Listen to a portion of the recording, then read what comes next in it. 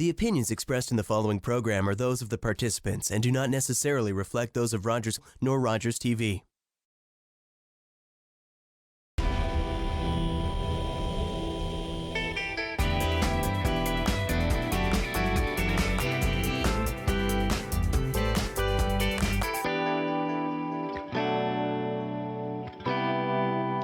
Hello, everyone. Welcome to Health 180 with Carion Fenn. We're taping on April 14, 2020 in the midst of COVID-19.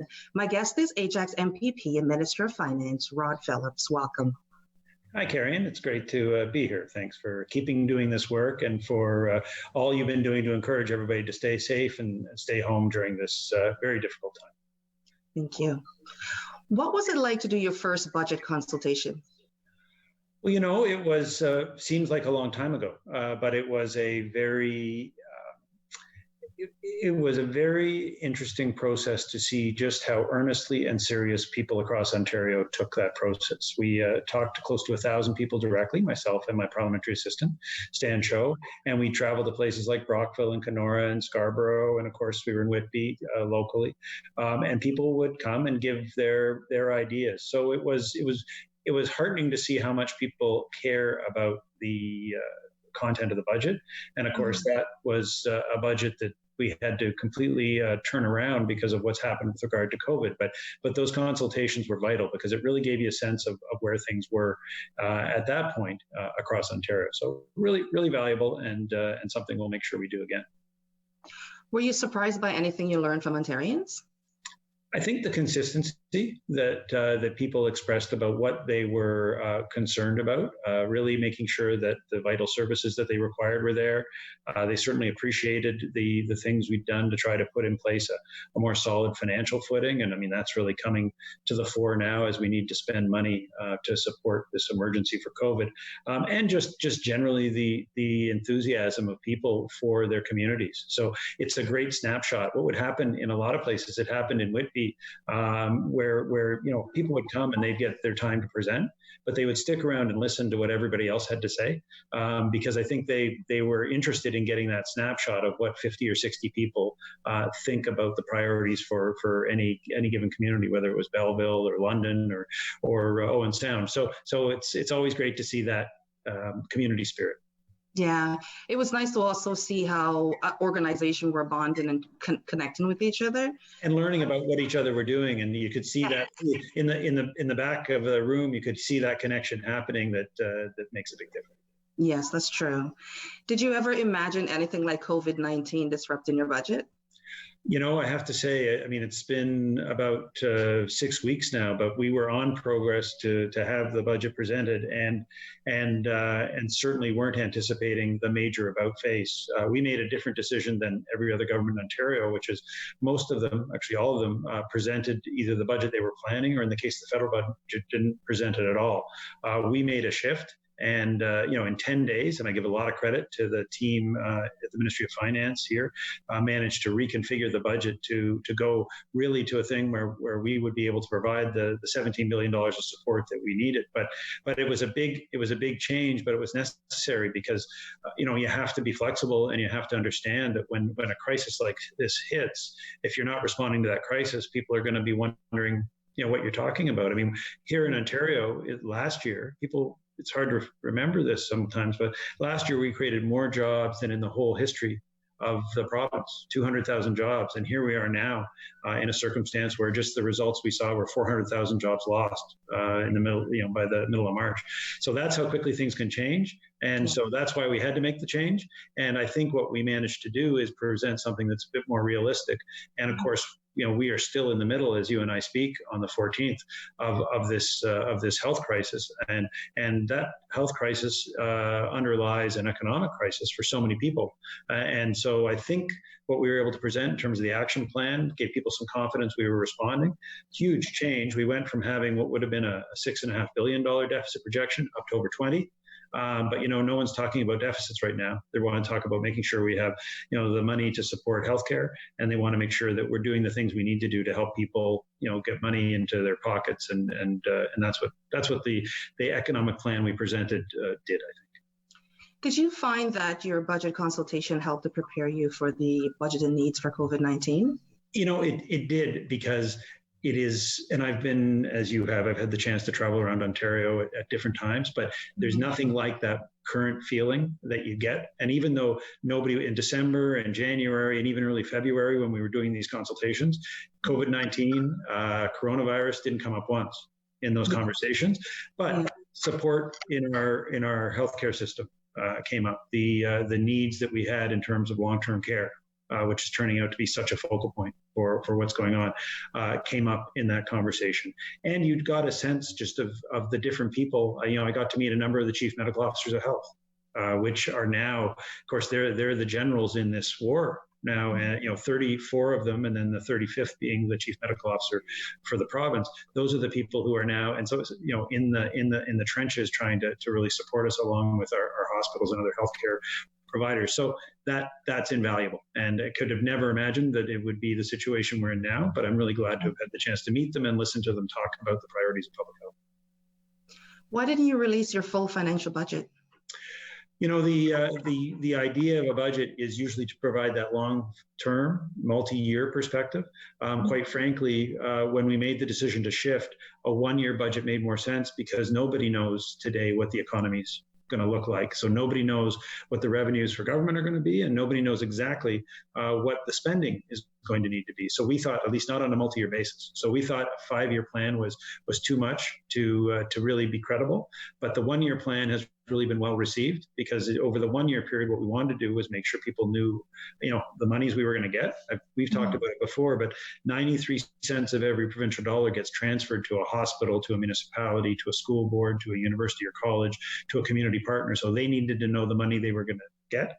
And we were able to refocus it in terms of the added priorities, and added $7 billion of direct spending for healthcare and for jobs and people. So a multi-year plan will follow. What we've said is by November 15th, we'll present a full budget. We're all hoping by then that the dust is cleared, that we've come through the at least this initial phase of the health crisis. We'll have a better sense of where we're at. But in the meantime, we were able to give people a sense of stability for a year. And time will tell if that was the best decision. But I'm really glad that we went with the updated economic forecast and the updated revenue forecast, and were able to provide the resources we were. I think it would have looked strange to be presenting a budget based on the best jobs creation year ever the year before, at a time when we'd lost hundreds of thousands of jobs. And unfortunately, we're going to lose more when we have the next report, I'm afraid. Yeah. I'm actually filming from Ajax for the first time as a result of the need for social distancing. And you're not in studio, obviously, with me.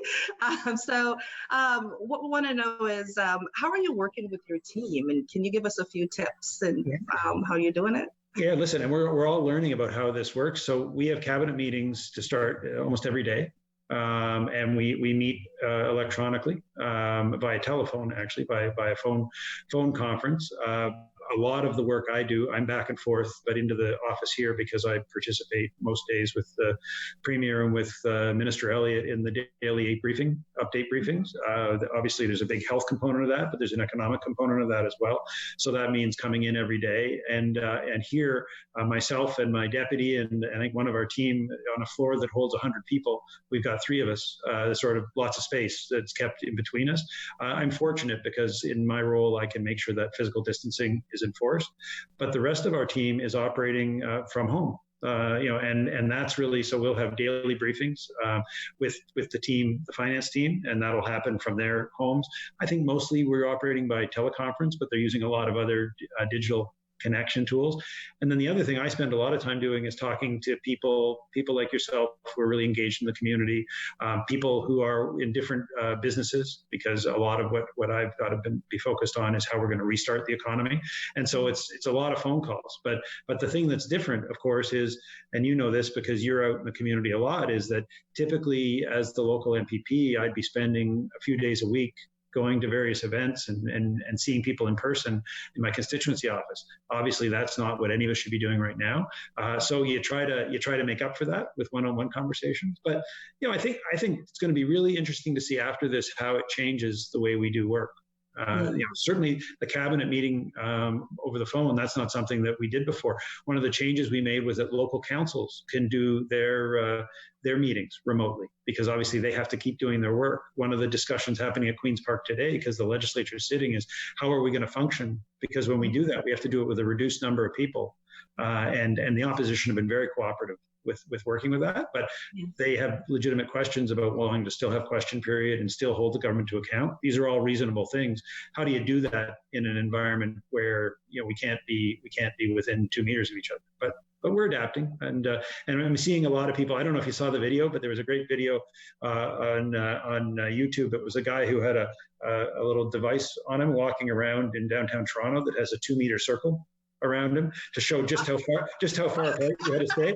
It was a really good lesson, because it kind of made the point, like 2 meters is a long way. Right? Yeah.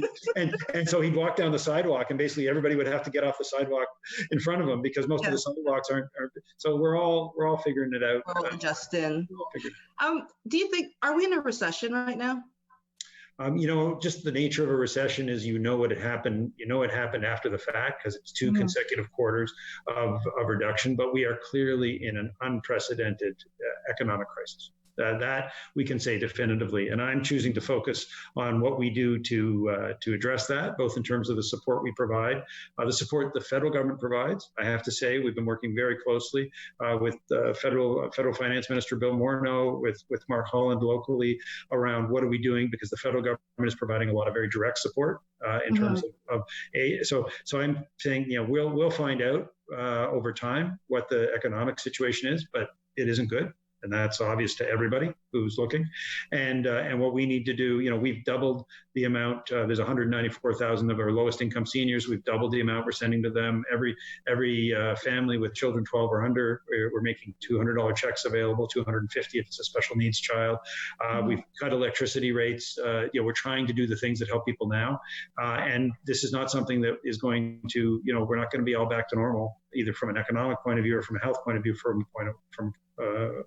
a while. And I think that's what we're focused on. What can we do today from a health point of view? What can we do today from a helping people point of view that makes a difference?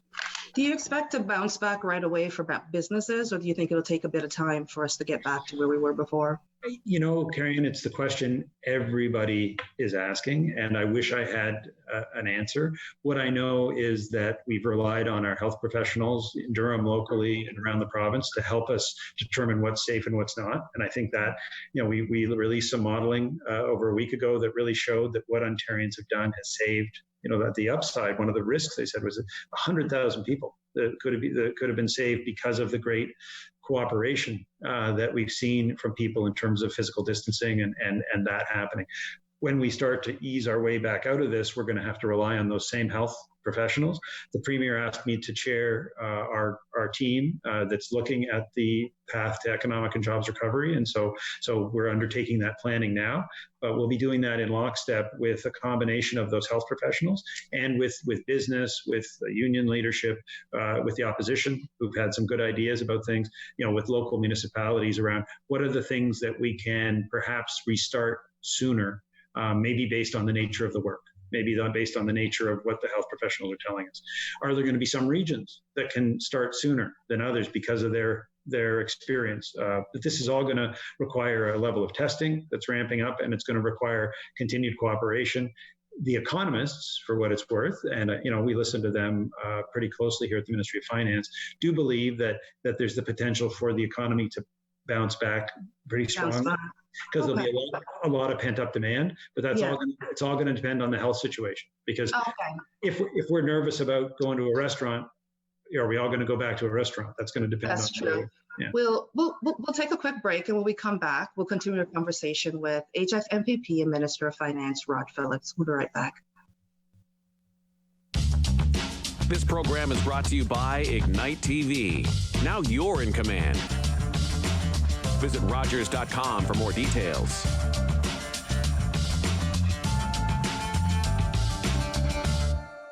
What do you say we talk about some of the great Canadian game shows? Canada seems to have the largest singular swath of talent. I think the popularity of game shows is just as strong today as ever. Canadians do fun. really well. They entertain an awful lot of people. Behind every Canadian game show, there's a story.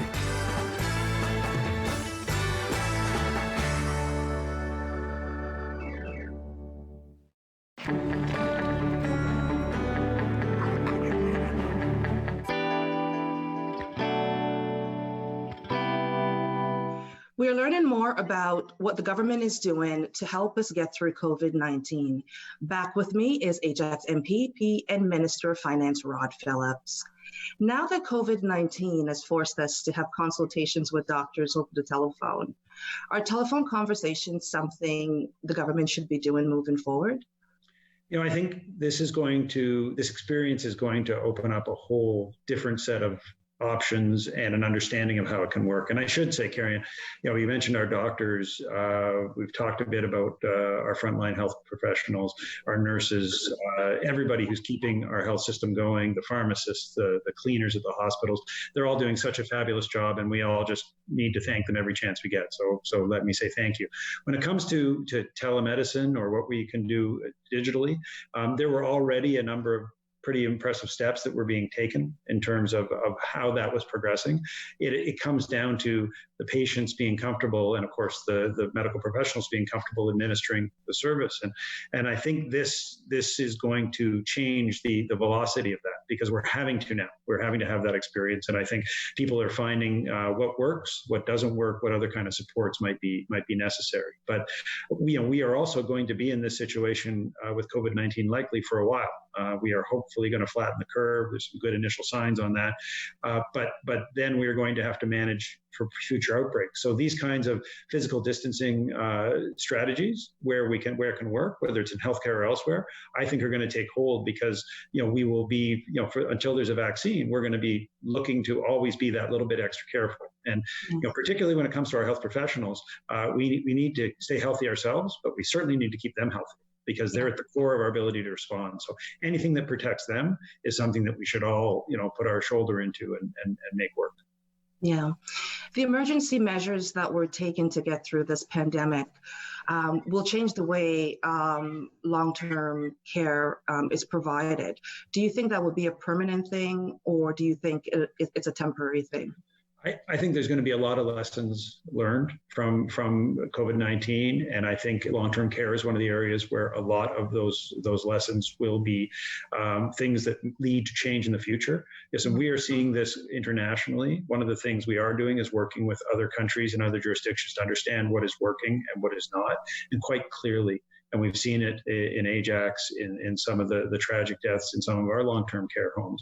The vulnerable populations, which include the elderly, but also include some others that are in congregate living situations, whether that's in our homeless shelters or others, are clearly very vulnerable in these circumstances. So what that means, and this is a situation we're seeing globally. But we are able to learn from what's working well elsewhere, what's working well here. And I think we're going to have to fundamentally look now at our society in general, but clearly at those situations where people are both vulnerable and living together differently, so that we are prepared, not just for COVID-19, but for similar things that could happen in the future. It's a really hard thing to go through. My son just lost his great uncle as a result of COVID-19, unfortunately. What is the government doing to support seniors at this time? Yeah, I think everything that we can do, and there's been fabulous outreach, and in Durham, there's been fabulous outreach from groups that are the caremongers, the others, the great, there's some that just built up and some that have been with us for years in terms of supporting the community and supporting the elderly in terms of those who are living at home and could be isolated, but also those who are in various forms of care. So, I think this is always should be a priority, but I think a lot of good in terms of what's in people comes out at times like this, in terms of people's willingness to support, and just reaching out and having those conversations with parents, with grandparents right now means that extra little bit. What has the government done to ensure that individuals and businesses are not raising the price on for supplies needed to protect our community?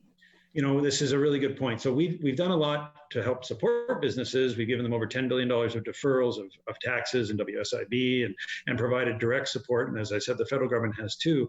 But there's another side to this. And I think it's a minority, a very small minority. Most business owners are very responsible. But we have set up a 1-800 line to be very clear if people are seeing price gouging. The premier famously called out one of the downtown, food locations that was charging $30 for a set of wipes. They usually would have sold for about $5, and they won't do that again, I'm sure, after that public call out. But we've also put the rules in place where there are very, very strict penalties if people are caught doing that. So I think we do have to recognize that some things cost more than they might have 2 months ago, because of supply and demand. And that's one thing. But where a business or an individual, in some cases online, is taking advantage of this situation, we've made it very clear that that's not acceptable and that we will follow up to the fullest extent of the law. This isn't a time for people to be making an extra buck. This is a time for people to be helping out. That's true. How is your rapport with the federal finance minister? Are you working better together because of the crisis that's going on right now? Bill Morneau and I had a relationship going back about a decade. So we've always had a decent, I'd say even a good working relationship. We now have weekly phone calls with all of the finance ministers from all the provinces, which is something that Minister Morneau put in place. I think that was a great idea. It lets us share ideas as well as give feedback to the feds. And I've been, speaking to him quite regularly about the specific initiatives that we needed to support businesses. One of the things was to provide 75% support for payroll, provide the $2,000 benefit that the federal government's providing to individuals who are losing their work or income because of COVID, and provide $40,000 loans to businesses through the banks. $10,000 of which could be forgivable. These are all the kinds of things that we work really closely together on. And I think that the federal government is doing its best in a very difficult situation. The real priority now, and I've said this to Minister Morneau directly, is to get the money into people's hands because there's been so much dislocation, so many jobs lost, in many cases just because businesses and individuals are doing what the government has asked them to, that the real priority now is moving that money. And again, I think they're making a lot of efforts to do that, including passing some legislation this last weekend. So, we work well together, and I think we'll continue to work well together. That's good to hear. What is the government doing to support the hospitals and protect the health and well-being of the people of Ontario? So the biggest investments that we made in our March COVID response plan was $3 billion of additional resources for health, and including long-term care. That included tens of millions of dollars for personal protective equipment. It included $341 million just to create more ICU beds. 1,500 new ones, and we've already seen very rapidly those start to come up in the system, and then over $200 million to support long-term care supports. But in addition to all that, the health sector came forward and asked for resources. We also set $1 billion aside in a contingency fund, and you have to. My role in finance is largely just to make sure, along with my colleague Peter Beffenfalvey, who's the president of the Treasury Board, I make sure the money's available, and then he makes sure it's available to get spent. So we've made sure that additional $1 billion is there to spend it where it needs to be spent by our health professionals. And that's in public health. There's another $160 million for public health services, including, you mentioned telehealth, an expansion of the telehealth service, because obviously that's necessary. So that's about making the money available. What we've also done is moved through a variety of emergency orders to make sure that our health teams can be deployed where they need to be deployed, and that we're just supporting those frontline workers. So, we'll be there to make sure they have the resources, and we'll listen to them in terms of the advice that they've been giving us about, what should be open, what shouldn't be, and what they need to get us through this. And, as of April 14th, we're seeing some positive signs in terms of the surge that we expected. Obviously, the things that Ontarians are doing as of today are helping, but we're also seeing a whole lot of pressure and a whole lot of challenges in our long-term care area. And so that's an area that we'll be focused on, because obviously that vulnerable population needs to be protected and supported. I know we're still hearing from our frontline workers that they need more PPE and there's not enough.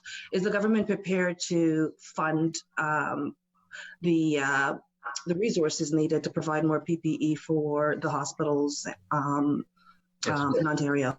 Yes, it's a critical issue. The money is not the challenge here. The money is available, but we now have a global supply challenge in terms of access to all of these, for instance, the N95 masks. And what we're learning is the challenges of having our supply reliant on China and unfortunately even the United States, where we had a challenge where the president for a while was not allowing vital medical supplies to flow. So we are certainly have the dollars and are making sure that that is available. There's been a number of community efforts, including a great one for Ajax Pickering Hospital, where people have come together. But we've seen something else, Carion, that's really special through the Ontario Together web portal. We've also seen over 1,000 requests or